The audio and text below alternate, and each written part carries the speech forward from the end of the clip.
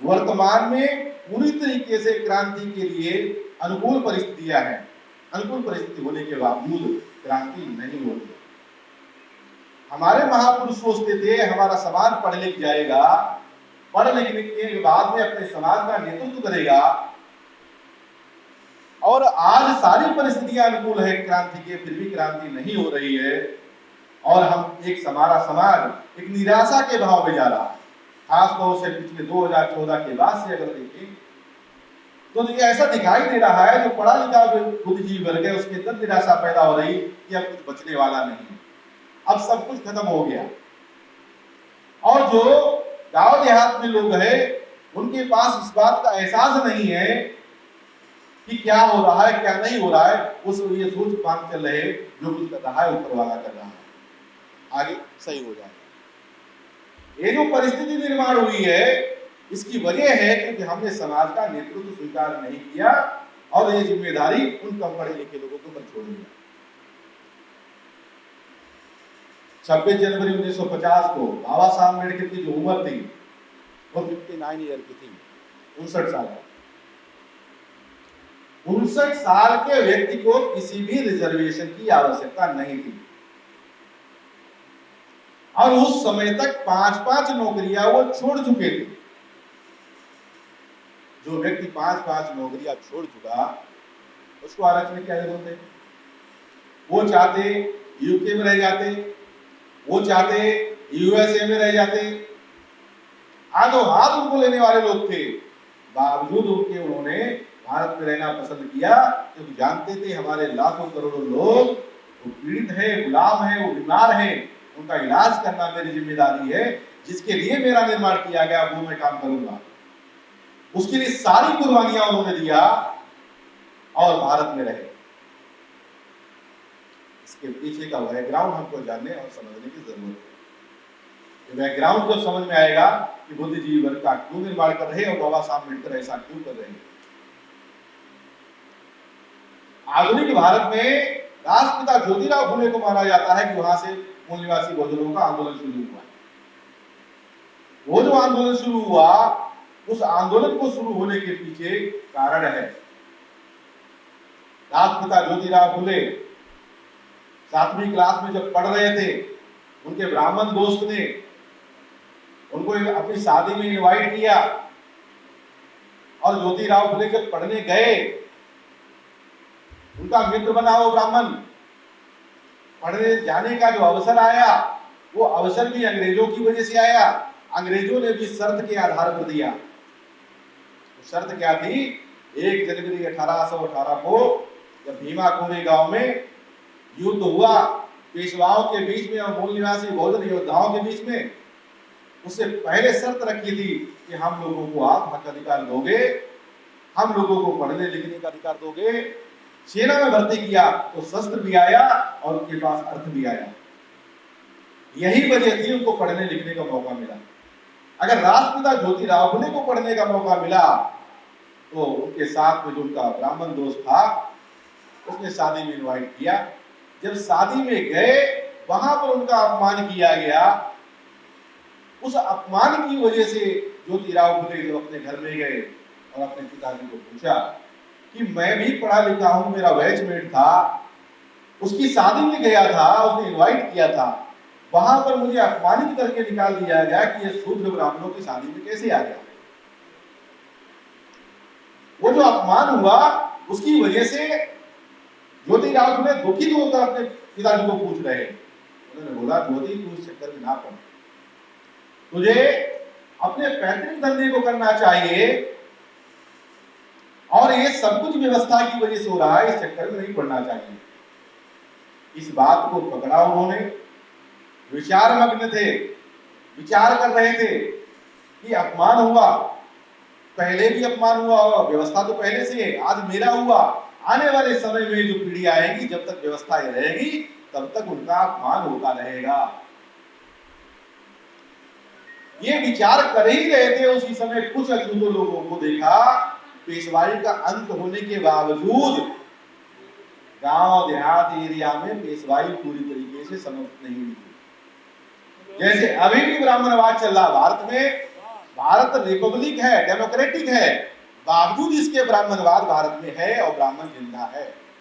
संविधान में जो मान्यता जिन लोगों को दिया हुआ है, इस संविधान में किसी को भी ब्राह्मण नहीं माना गया है, किसी को भी क्षत्रिय नहीं माना गया है, किसी को भी वैश्य नहीं माना गया है, किसी को शूद्र नहीं माना गया है, किसी को अछूत नहीं माना गया है, सभी भारत के नागरिक हैं। लेकिन जो लोग वर्ण व्यवस्था और जाति व्यवस्था में जो लोग पीड़ित लोग थे, उन लोगों को विशेषाधिकार दिया गया, ताकि जो सामाजिक जिस समाज व्यवस्था में वो रह रहे हैं उसकी वजह से उनके गुलामी है, उसकी वजह से उनको अधिकार वंचित किया गया है, इसलिए उनको विशेषाधिकार दिया गया। ब्राह्मणों को मनुस्मृति में विशेषाधिकार था। भारत के संविधान में जो मनुस्मृति के आधार पर जो लोग पीड़ित लोग थे उनको विशेषाधिकार दिया गया। ओबीसी के लिए अनुच्छेद 340 लिखा हुआ है, शेड्यूल कास्ट के लिए अनुच्छेद 341 लिखा हुआ है, शेड्यूल ट्राइब कास्ट के लिए अनुच्छेद 342 लिखा हुआ है, और इनमें से जिन्होंने धर्म परिवर्तन किया है उन लोगों के लिए अनुच्छेद 25 से 29 लिखा गया हुआ है। बाकी समस्त लोगों को भारत का नागरिक माना गया है, किसी को भी ब्राह्मण, क्षत्रिय, वैश्य, शूद्र या किसी भी जाति का नहीं माना गया है। इसका मतलब ये नहीं है भारत में जातियां नहीं है, उन जातियों के ऊपर चर्चा होनी चाहिए थी, और उन जातियों की वजह से जो समस्या निर्माण हो रही है उसके ऊपर पहल होना चाहिए था। बाबा साहब अम्बेडकर 25 नवंबर 1949 को कहते हैं कि 26 जनवरी 1950 को हम लोग कंट्राडिक्टरी लाइफ में प्रवेश करने वाले हैं, विरोधाभास के क्षेत्र में प्रवेश करने वाले हैं। उस समय one man one vote one value होगा, यानी राजनीतिक लेवल पर हम लोग समान होंगे, परंतु सामाजिक और आर्थिक विषमता यह विद्यमान है। जितनी जल्दी हो सके इस सामाजिक और आर्थिक विषमता को दूर किया जाना चाहिए। अगर ऐसा नहीं किया तो जो लोग इस व्यवस्था से पीड़ित है वो लोग फूंक मारकर इस डेमोक्रेसी को हवा में उड़ा देंगे। 26 जनवरी 1950 को हम लोग केवल पॉलिटिकल लेवल पे समान हुए, जो इक्वलिटी आई वो राजनीतिक लेवल पर आई, इक्वलिटी सामाजिक लेवल पर नहीं आई है। यही कारण है वो व्यवस्था 26 जनवरी 1950 के पहले थी वो एग्जिस्ट कर रही है। ये बात मैं आपको जो समझा रहा हूं, 1 जनवरी 1818 को पेशवाई का अंत हो गया, परंतु व्यवस्था फिर भी पूरी तरीके से खत्म नहीं हुई थी। इसीलिए उस समय उन्होंने देखा कि कुछ अछूत लोग जो निकल रहे हैं उनके आगे हांडी बंधी हुई है, पीछे झाड़ू बंधा हुआ है। उनको पूछा, उनको अपमान नहीं होता क्या? तुमको अपमान नहीं होता क्या? उन अछूतों को यह भी नहीं मालूम था ये अपमान क्या होता है। ये बात जब उनको समझ में आई कि हमारे समाज का इतना ज्यादा मनोबल गिराया गया हुआ है, उनको मान अपमान स्वाभिमान का भी मतलब नहीं मालूम है। ये सब कुछ जानकारी के अभाव में। अगर उन लोगों को जानकारी होती कि वो भी इंसान है और उनका अपमान जो किया जा रहा है वो क्यों किया जा रहा है, इसको कैसे समाप्त किया जा सकता है, तो वो लोग विद्रोह कर सकते थे। इस हद तक हमारा मनोबल गिराया गया, हमारे समाज के लोगों को मनोबल गिराया गया। आज भी परिस्थितियां बहुत ज्यादा नहीं बदली हुई। हम लोग एजुकेशन में आ गए, हम लोग प्रोफेशनल एजुकेशन में आ गए, बावजूद इसके हमको बहुत सारे शब्दों का मतलब नहीं मालूम। जो शब्द हमारे लिए अपमानजनक है, जो शब्द हमको अपमानित करते हैं, जो हमको शब्द अधिकार वंचित करते हैं, जो शब्द हमको इस डेमोक्रेसी में, रिपब्लिक डेमोक्रेसी में अल्पसंख्यक बनाते हैं, हमारे बीच दूरियां पैदा करते हैं, उन शब्दों के बारे में भी हमको सही से जानकारी नहीं। जो पढ़ा लिखा बुद्धिजीवी वर्ग है वो भी दलित शब्द इस्तेमाल कर रहा, जो ब्राह्मण है वो भी दलित शब्द इस्तेमाल कर रहा है, वो भी कह रहा दलित और हम भी मान रहे दलित। बाबा साहब अम्बेडकर को यह बात क्यों नहीं समझ में आई थी? उन्होंने कहीं भी संविधान में ये दलित शब्द को क्यों नहीं डाला? हम ज्यादा बुद्धिमान है क्या? हमारे पास सही जानकारी नहीं है। दलित शब्द हमारे विभाजन के लिए है। अगर हम वो शुरू कास्ट के लोगों को दलित कहते हो तो इसमें कोई भी ओबीसी का आदमी जुड़ने वाला नहीं है, इसमें कोई भी शेड्यूल ट्राइब का आदमी जुड़ने वाला नहीं है, इसमें कोई भी माइनॉरिटी का व्यक्ति जुड़ने वाला नहीं है। क्यों नहीं जुड़ने वाला है? क्योंकि कोई अपने आप को वो दलित कहलाना पसंद नहीं करेगा। डेमोक्रेसी में बहुसंख्यक लोग जो है वो शासक बनते हैं। बहुसंख्यक बनने के लिए आप दलित बन के रहे हुए तो कभी भी दलित नहीं बन सकते। हो सकता है दलित का मतलब आप लोग जो सभी जो प्रचार किया जाता है दलित का मतलब दबा कुचला। अगर दलित का मतलब दबा कुचला है तो आज डॉक्टर, इंजीनियर, वकील, आईएएस, आईपीएस, आईआरएस बनने के बाद, राष्ट्रपति बनने के बाद भी हम दबे कुचले क्या?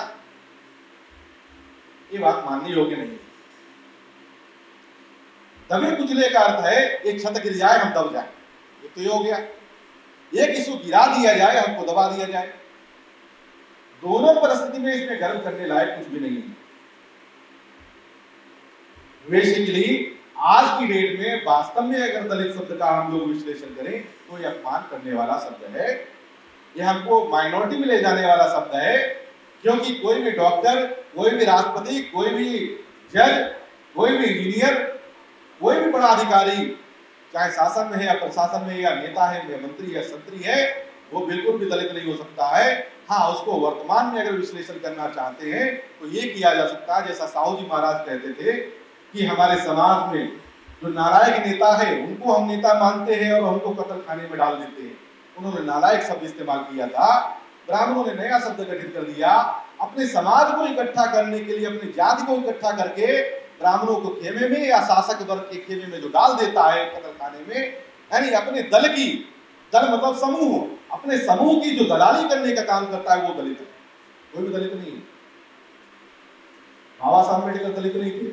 जो अपने समाज की दलाली ब्राह्मणों के साथ में करता है उसको दलित कहा जा सकता है। वर्तमान में हमको इसका विश्लेषण करना होगा। ठीक है।